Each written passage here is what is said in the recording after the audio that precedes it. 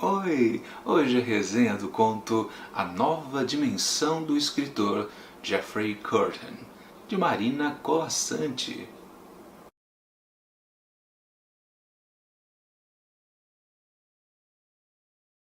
Um homem, o escritor Jeffrey Curtin, sofre um AVC e fica com o corpo completamente desconectado.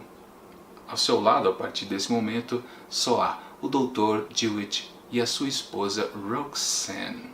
Trancado ali dentro do seu corpo, o que o escritor Jeffrey Curtin pode fazer?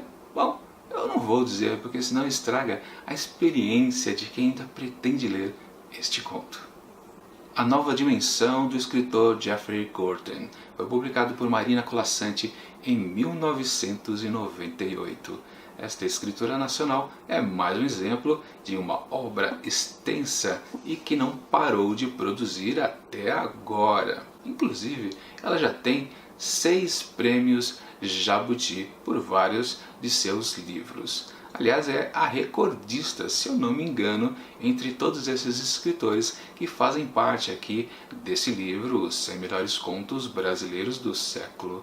E também vale uma curiosidade: por que eu fico dizendo o tempo todo sobre os prêmios Jabuti que esses escritores aqui que participam desse livro ganharam?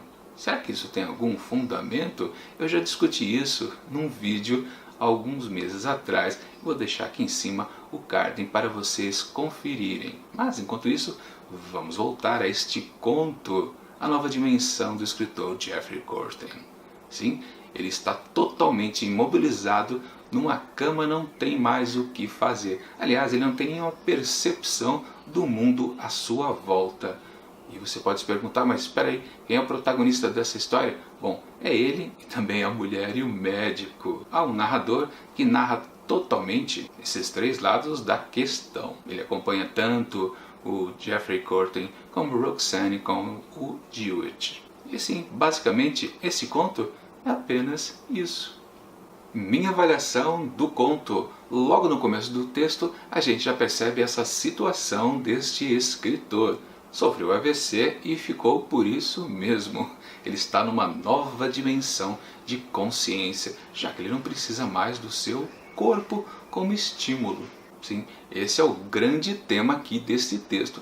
Mas também tem embutido ali os 2 outros lados, que é do doutor e da sua esposa. O doutor, será que é spoiler dizer que talvez tudo aquilo não tenha mais fim? É um caso perdido, a do sofrido pelo escritor Jeffrey Curtin? Talvez seja. E da esposa, dizer que ela nunca vai desistir do marido, será que também é um spoiler? Acho que nos 2 casos é o comum, é o esperado dizer isso, então não é spoiler. Mas é sim esses 2 caminhos que tomam esses 2 outros personagens aqui deste conto. Claro que o mais interessante é acompanhar os poucos pensamentos do escritor através do narrador, né? Sim, porque é contado em terceira pessoa, nós não temos certeza do que está pensando ali o Jeffrey Curtin, o que, na minha opinião, deixa o conto muito mais substancioso. Se a gente ficasse ouvindo o que ele pensa, talvez não seria tão interessante.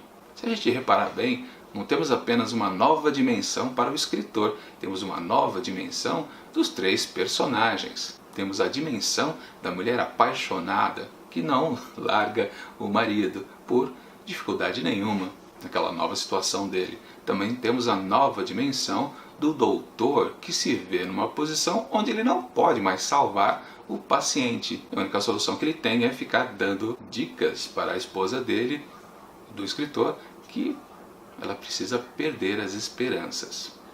Agora, algo que chama a atenção: por que a Marina Colasanti colocou o nome desses 3 personagens em inglês? Vocês lembram que no vídeo passado foi uma história que se passava totalmente nos Estados Unidos e tinha até um certo sentido ser lá naquele país, porque aproveitava o contexto da história ser no Natal, de estar nevando, e isso colaborar com aquela solidão da história. Mas e aqui?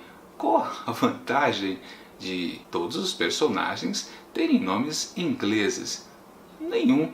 É só para dar uma referência que eles não estão no Brasil, por exemplo? porque se eles fossem João, Maria e José, daria no mesmo em termos de avanço tecnológico da medicina a respeito do AVC. Para o Jeffrey Courtney seria a mesma coisa, ou para o José, João, ou qualquer outro nome que ele tenha.